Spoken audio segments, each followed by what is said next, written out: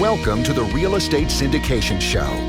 Whether you are a seasoned investor or building a new real estate business, this is the show for you. Whitney Sewell talks to top experts in the business. Our goal is to help you master real estate syndication. And now your host, Whitney Sewell. This is your daily real estate syndication show. I am your host, Whitney Sewell. You know, what is thinking time? Have you thought about how much time you spend thinking versus actually doing? I've heard both sides of this coin, and I've heard people push it both ways. Well, you know, we got to get out there and do things. We got to get out there and make it happen. And that is so true.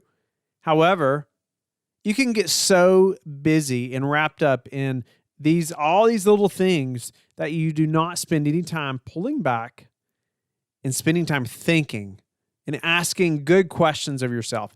And there's a book recently that I want to share with you that I've finally finished reading. I started this book like a year ago and thought, man, that is so good. I actually put it down, wanted to take some notes, and then I got off on other books and never went back to it. And it's a shame. But I finally went back and finished it. And the name of this book is called The Road Less Stupid by Keith Cunningham. I'm holding it up here. And I've mentioned it numerous times on our show and on other shows that I've been interviewed on. Because I feel like it's a great book as a real estate entrepreneur, but really as any entrepreneur, I encourage you to read this book. Like each chapter is great to just think through and then have thinking time. And that's what Keith talks about in this book. I want to read just a few things from this book that I feel are so important. Chapter 2 is called The Discipline of Thinking Time, and he quotes Warren Buffett, who says, "I insist on a lot of time being spent thinking, almost every day, to just sit and think." Warren Buffett says that is very uncommon in American business. And he says, "I read and think. So I do more reading and thinking and make less impulse decisions than most people in business." So Keith goes on to talk about, there's no such thing as a natural business owner. And this is just in chapter 2, which is where he's talking about the discipline of thinking time. Successful business owners and entrepreneurs are not born with an innate set of skills that produce business excellence and success. Great business owners work hard, practice, study, test, think, correct, and practice some more. None are infallible or perfect, but all are committed to excellence and mastery of the game. I think it's so important. Like some people say, oh, they're just a natural at business, or they're just a natural at this. And some people do have some skills that seem to come more natural or easier than others. But majority of the time, you do have to work hard at excelling and being the best in any business. He goes on to say, attempting to win the game of business by trial and error is about the stupidest way to learn anything. It's like running in the wrong direction enthusiastically. I mean, he just said it's stupid. Anyway, he goes on and says, if you want to do better, you must get better. People do not do better because they want to do better. They do better because they get better. You cannot achieve a new outcome without learning something new and practicing what you learned. So, obviously probably getting outside of your comfort zone, right? And I hope that if you're listening to this, that's challenging you a little bit to do some thinking time, but to also get outside of your comfort zone. I want to jump into, I'm going to move way ahead a little bit, but he goes into extreme detail about this thinking time and the process. And I want you to listen to some of this stuff about this process that he goes through and how, he's a very successful entrepreneur. He really hit rock bottom in a big way in real estate, many years ago and learned a lot the hard way. He documents many things through that process in this book. But designing a thinking time, and this is Keith talking, a thinking time process that works for you will be no different than figuring out any other ritual you want to create. The time of day, the best location, the optimal duration are all discovered through practice and experimentation until you have created a thinking time process that best supports your outcomes. The key here is to obsess about obtaining the outcomes and not about finding the perfect process. So true about so many things. And he talks about how he's done this over many, many, many years. And I want to go through some of the step-by-step process that he goes through. and how he's been successful. And he goes through many more things than I'll read today. But a great thinking time session requires a great question as a launching pad. So he says prior to his thinking time session, he'll create and write down questions that he wants to think about. And so every chapter in this book, he goes through a thought process. He goes through different things about being an entrepreneur and just operating a business. And at the end, he says, now spend some time, thinking, right? Now start having some of your thinking time. And he lays out some questions for you to actually go through. But he says, if I started out, or let me go through this about some questions. It's so these questions are so crucial for you really to get your mind going, right? He says, often I create 3 to 5 questions that focus on a common thread or concern. Sometimes during the actual thinking time session, I might change 1 or 2 of the words of the question to see if I can get a different insight into the issue I'm thinking about. For example, the original question might be, who is my target market? And I might change it to, who was my target market? I could tweak that question to, who is my competition's target market? And we could also change it to, if I was starting again today, what market would I target? Or if I wanted to double my sales, what market would I target? So there's so many ways you could change that question and switch the words around a little bit to maybe trigger your mind into coming up with new ideas, right? So each of these questions will spark different possible ideas, insights, answers. And he says, I'm not concerned about addressing each question on my original list. I might have 3 questions on my page, which morph into 8, but only make it through 1. That's okay. So he says, I clear my calendar for 60 minutes, which will enable me to think for about 3/4 of an hour and evaluate them. And he looks for solutions. And he says, I have 3 possible scenarios for my thinking time questions. And that's create a new question, revisit a prior question, or use an answer from a prior thinking time session as a basis for refining or fleshing out, changing the original question and searching for additional possible choices. I just wanted to stress to you about this thinking time. I have personally been doing some of this to some extent, but then reading this book, it just really hammered home to me the importance of spending time thinking.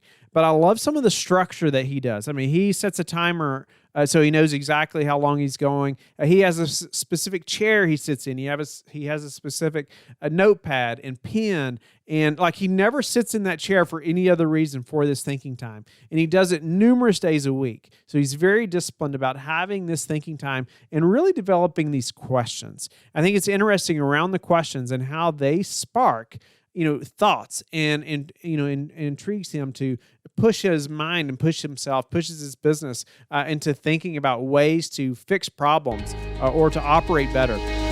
Are you interested in automatically collecting investor commitments and processing distributions? InvestNext offers these features and more, giving you the opportunity to manage your entire portfolio on one institution-grade platform. At LifeBridge Capital, prior to partnering with InvestNext, our team struggled to provide visibility for our investors. We needed the ability to share data on our projects, process payments, and view performance all in one place. Since adopting InvestNext, my team has the tools they need to effectively manage the entire life cycle of each syndication.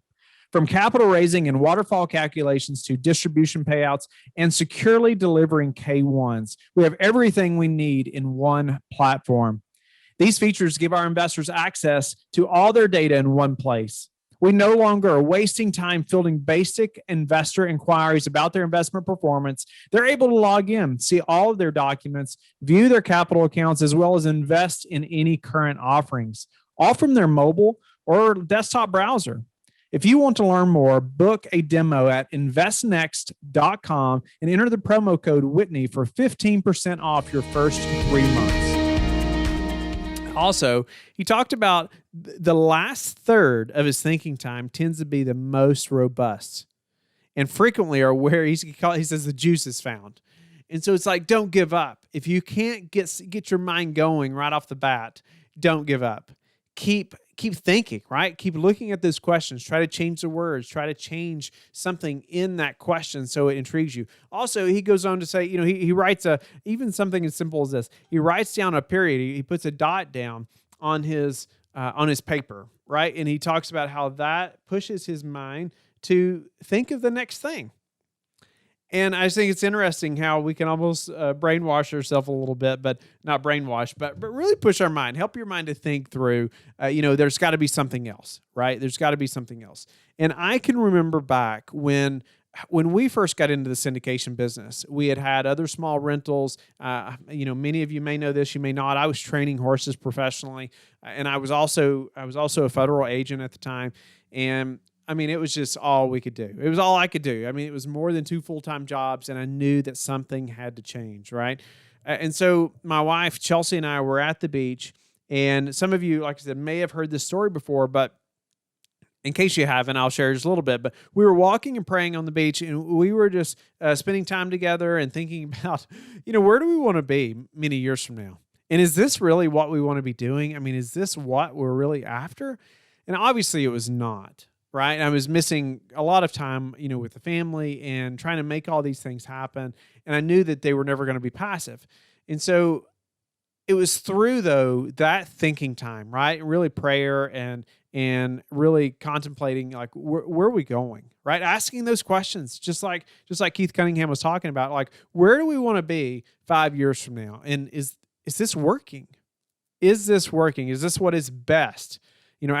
Changing those words around, right? Is this what is best for our family? Is it what's best for our marriage, or even our church or our extended family? Is what we're doing right now what's best? And it was pretty easy then to come to a conclusion that it was not. And so then it was, well, okay, what are we going to do about it? What is the biggest actions that we can take right now to get there the fastest? And there was more thinking time, numerous mornings on that beach, just taking walks, sometimes by myself, sometimes together, even, with my wife, and us just talking out loud, thinking about these things, but very purposeful. Like, I hadn't read this book at that time, but we were doing that then, and I didn't realize it. That's why I can look back and I can think about that, and I can even think about how my mornings became so much more structured. I've talked about that often on the show too. The Miracle Morning, Elrod. I encourage you to read that book. I do not do everything he says in that book, but it did help me to think about being very purposeful about my mornings. When am I up every morning? Am I up on time?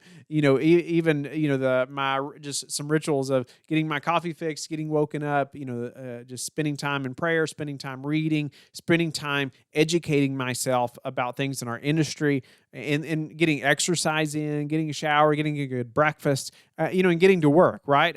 All these things that I'll tweak and change things sometimes, but really, in that morning time, I'm still spending time thinking and praying, right? I'm still spending time thinking. And even, lately, I've noticed after reading this book too, I've not done a good job about asking questions or continuing to ask myself questions about the business. I'll do that often, through the day, or there's things we're talking about, thinking about as a team. But I've not done that during my thinking time. I've not just, when I'm alone, just not having other distractions. I think it's so important. He talks about turning off the cell phone, turning it off. And that I've noticed even recently for myself, when it's family time, I'm trying to get in a better habit of leaving that phone in the office. And I've noticed it just not, without it just even being on my side, I'm more mentally involved with the family and with the kids, just not having it. And my wife was gracious enough not too long ago to bring it up again. Hey, I think it would be better if both of us just left our phones in another room or in the office, when it's family time. And I could not agree more. And I'm not the best at that, especially when we have a lot going on in the business. But you know what? That family time you cannot get back. And I just encourage you as an entrepreneur or just as a business owner or even passive investor, man, when you have that family time, just cherish that. You have time to work during the day. You have time. It's so important to us to get back to investors and answer our team and things like that. But we have systems for most of those things now, if not, everything I can think of at the moment. We have so many systems, but, shutting that phone off is so crucial for that thinking time. So again, I can't just stress this enough. I've beat it to death. And I want you to think about, are you spending time thinking? Are you spending time reading? Often in the mornings, the books that I'm going through are so crucial to how I'm thinking the rest of the day, right? What am I working on? What did I learn from that? And so I encourage you constantly be reading every day, and I encourage you to have that thinking time. And then I know personally over time it's going to change, and you're going to figure out better ways of doing it. But I encourage you to think through having a thinking time and asking yourself some good questions to move forward, and even sometimes including your spouse in that thinking time and questions, and so they can ask themselves the questions as well. So I hope this has been helpful. I know I've gone on and on about this thinking time because I've seen it happen and help me in a big way. And it's been successful for us to spend that time. So I hope that you will strongly consider that thinking time. Have a blessed day. I look forward to talking to you again tomorrow. Thank you for listening to the Real Estate Syndication Show, brought to you by LifeBridge Capital.